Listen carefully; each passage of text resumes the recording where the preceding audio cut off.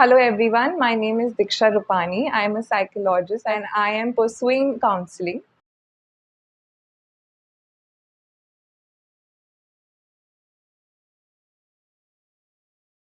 ऐसा कहा जाता है कि हम अपने दिमाग को जो भी समझाते हैं अच्छा या बुरा, वह उसी तरह उसे समझ लेता है।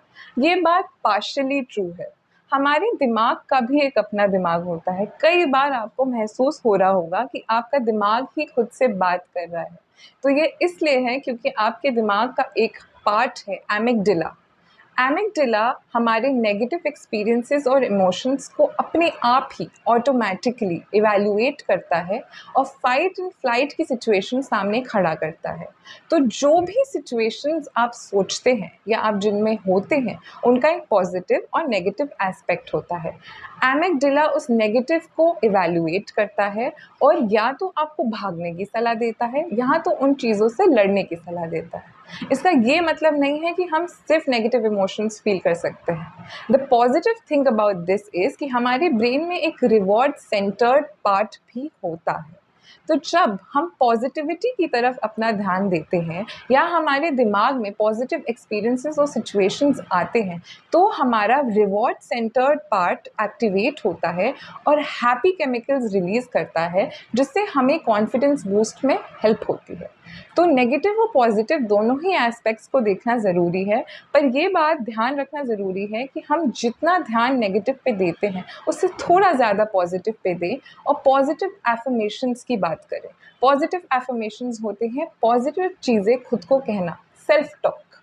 ये बहुत ज़रूरी होता है कि आप अपने आप को एक पॉजिटिव पर्सपेक्टिव दें।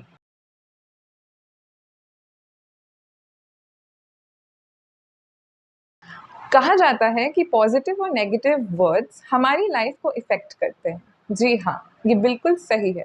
पॉजिटिव और नेगेटिव वर्ड्स हमें अलग-अलग इमोशंस के थ्रू ले जाते हैं। पॉजिटिव वर्ड्स जब हमें सुनाई देते हैं या जब हम बोलते हैं, तो वो हमारे दिमाग में एक हैप्पी केमिकल रिलीज़ करते हैं, जिनको हम टेक्निकल भाषा में डोपामाइन और सेरोटोनिन कहते हैं। ये जब हमारे बॉडी में रेगुलेट होते हैं, तो वो हमें और कॉन्फिडेंट फील कराते हैं, हमारा कंसंट्रेशन लेवल बढ़ता है और हम यूजुअली हेल्दी रहते हैं, हेल्दी महसूस करते हैं। जैसे पॉजिटिव वर्ड्स हमारे ब्रेन में हैप्पी इमोशंस रिलेट करते हैं, वैसे ही नेगेटिव वर्ड्स हमारे ब्रेन का एक हार्मोन रिलीज़ करते हैं, जिसे कहते हैं कॉर्टिसोल, जो कि एक स्ट्रेस हार्मोन होता है। ये हमारे बॉडी को बहुत ही डल बना देता है, हमें अनहेल्दी फील होता है। बहुत ज़्यादा देर तक अगर हम नेगेटिव वर्ड्स सुनते हैं या नेगेटिविटी में रहते हैं, तो हमारी बॉडी का ओवरऑल एनर्जी कम हो जाता है, हमें सैड फील होता है। बहुत ज़्यादा देर तक इसके साथ रहने से हमारी सेल्फ एस्टीम लो हो जाती है और एक इंसान डिप्रेशन के स्टेज में भी चला जाता है। इंटरेस्टिंगली, जब हम पॉजिटिव वर्ड्स खुद के साथ बोलते हैं, तो भी वो हमें पॉजिटिव हॉर्मोन्स रिलीज़ करवाता है। तभी लोग कहते हैं कि बोलिए, I can do it, I am capable, I believe in my self, I am good. ये बातें दोहराने से, इनको हम एफर्मेशंस भी कहते हैं, ये बातें दोहराने से आपका brain continuously happy hormones release करता है, जो इन टर्न आपको एक पॉजिटिव डायरेक्शन में ले जाता है, आपको हेल्दी फील होता है और जब आपको हेल्दी फील होता है, तो एक सिचुएशन को क्लियरली समझने की अंडरस्टैंडिंग आप में आ जाती है, जिसके वजह से आप जो हैं एक बेटर पर्सपेक्टिव लेके चल सकते हैं, एक डायरेक्टिव अप्रोच लेके चल सकते हैं और आपके मेंटल हेल्थ डिसऑर्डर्स के सिम्टम्स भी रिड्यूस हो सकते हैं।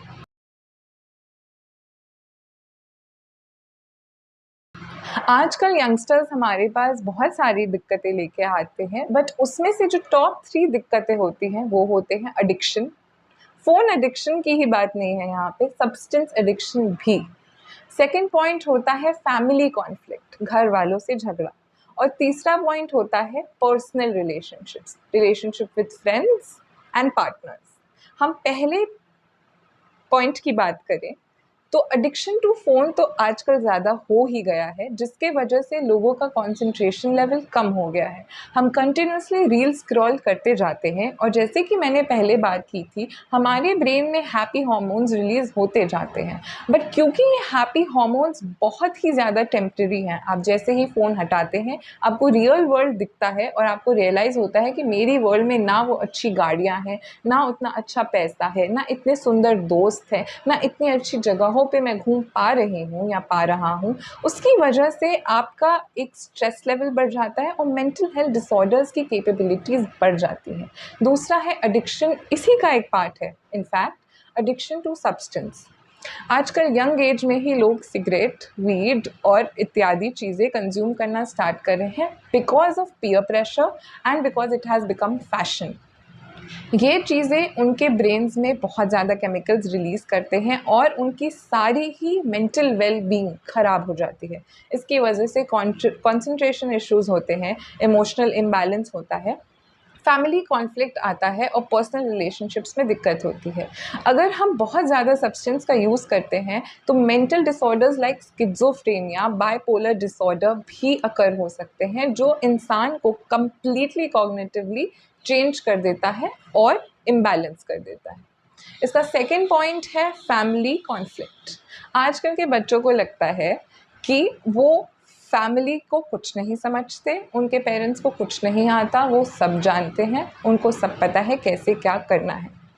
वो चाहते हैं कि उनको अथॉरिटेटिव ना दिखाएं बिहेवियर, वो चाहते हैं कि उनको फ्रीडम दें, उनको आज़ादी दें, उनको सारे रिसोर्सेज प्रोवाइड करें और बदले में उनसे कुछ एक्सपेक्ट ना किया जाए। ये पहले कारण से ही रिलेटेड है एडिक्शन टू फ़ोन। जितना ज़्यादा ग्लोबलाइजेशन हो गया है, जितना ज़्यादा चीज़ें, जितने ज़्यादा रिसोर्सेज अवेलेबल हैं, उतना ही दिमाग क्लटर्ड है और हर चीज़ की तरफ अट्रैक्ट होता है, मोस्टली नेगेटिव। तो फैमिली कॉन्फ्लिक्ट्स हमारे पास सबसे ज़्यादा आते हैं। उसके बाद आता है पर्सनल रिलेशंस। आजकल के बच्चे बहुत जल्दी अपने पार्टनर्स चेंज करते हैं क्योंकि वो एक रिजॉल्वेशन नहीं चाहते हैं, वो एक सल्यूशन नहीं चाहते हैं। वो चाहते हैं या तो ये इंसान कम्प्लीटली मेरे लिए बदल जाए या तो मैं इसको बदल दूँ, क्योंकि उनके पास आजकल बहुत ऑप्शंस हैं, again because of this phone. तो कहीं ना कहीं ये 3 प्रॉब्लम्स हमारे पास आती हैं और हर इंसान की प्रॉब्लम सेम होती है येट डिफरेंट होती हैं, क्योंकि हर एक इंसान की पर्सनालिटी बैकग्राउंड अलग होता है। तो हर एक को हम अलग तरीके से केटर करते हैं, अलग तरीके की थेरेपीज़ होते हैं, अलग तरीके के कोपिंग स्ट्रैटेजीज़ होते हैं जिससे अब उनके प्रॉब्लम सॉल्व करने की कोशिश करते हैं। Thank you so much.